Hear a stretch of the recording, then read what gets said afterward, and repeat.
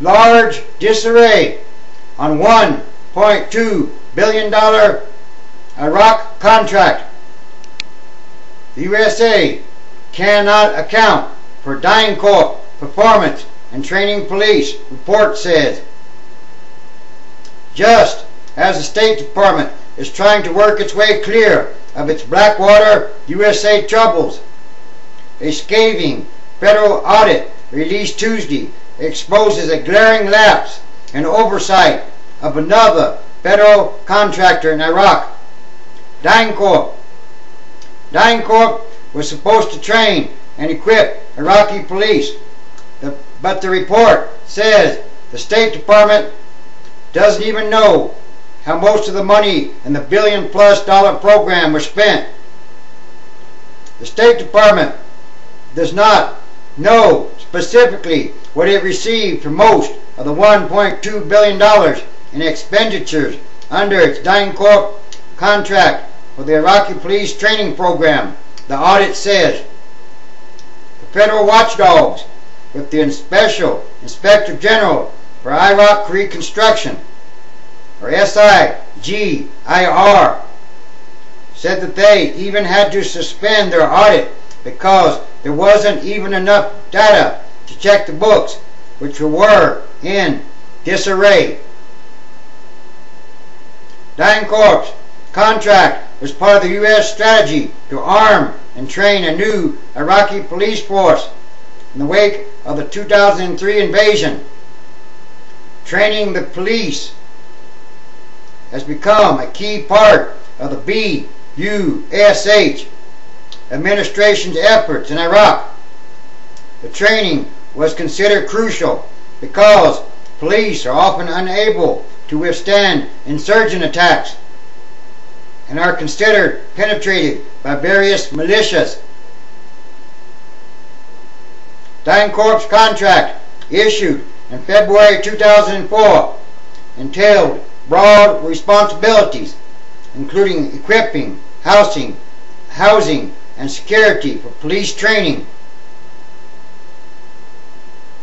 It was overseen by the State Department's Bureau of International Narcotics and Law Enforcement Affairs, or INL, which also assigned the company to handle police training in Afghanistan. The program in Iraq has been riddled with numerous problems. Stuart Bowen, the Special Inspector General, said at first the State Department had only 2 officials to administer the massive contract. He said the department wasn't equipped to handle it. They bit off way more than they could chew, Bowen said in an interview. This is far and away the largest contract they have ever assigned in the history of the organization. Very ripe for waste and fraud. Bowen's auditors said the environment was ripe for waste and fraud. DynCorp's invoices had numerous problems, such as duplicate payments. Auditors also reported on the purchase of a $1.8 million X-ray scanner that was never even used, and payments of $387,000 to house DynCorp officials in hotels in Iraq rather than in existing living faculties.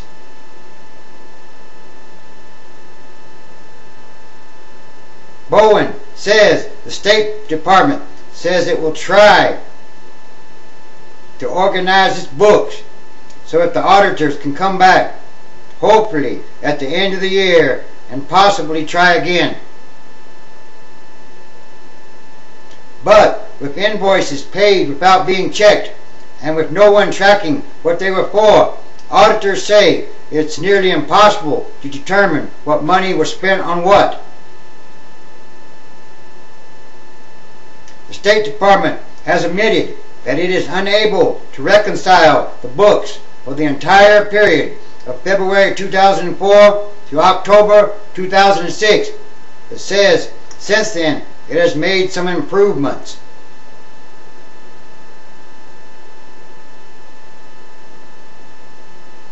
Some costs renegotiated.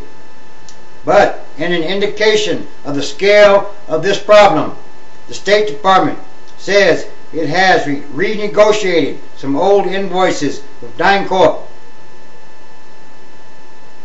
and the company has dropped its price by about $116 million.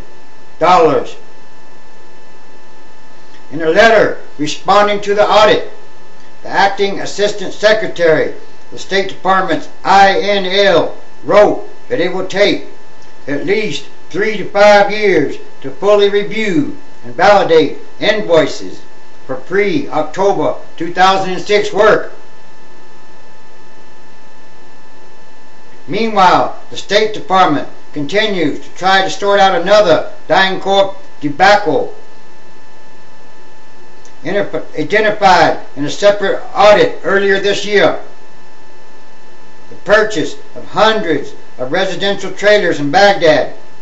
Bowen says the trailers, years after their purchase, are still all in storage in the Baghdad airport complex, unoccupied. On top of that, the company has spent at least $4.2 million on unauthorized work. That is, on projects that were not approved by the State Department. That work even includes building a U.S. taxpayer-funded Olympic-sized swimming pool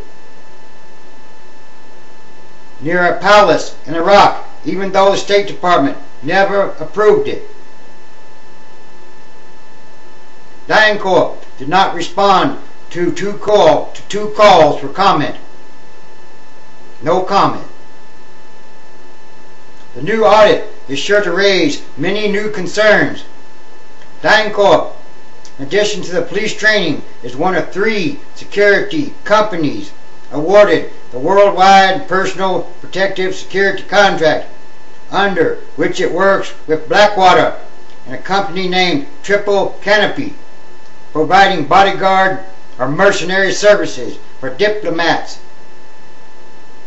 Currently, DynCorp has received only $38 million or something like that under the program, while Blackwater, U.S.A. has received at least $470 million. If Blackwater has to leave Iraq, security experts expect a lot of its business and a lot of its contractors may go to DynCorp. So, what's the difference?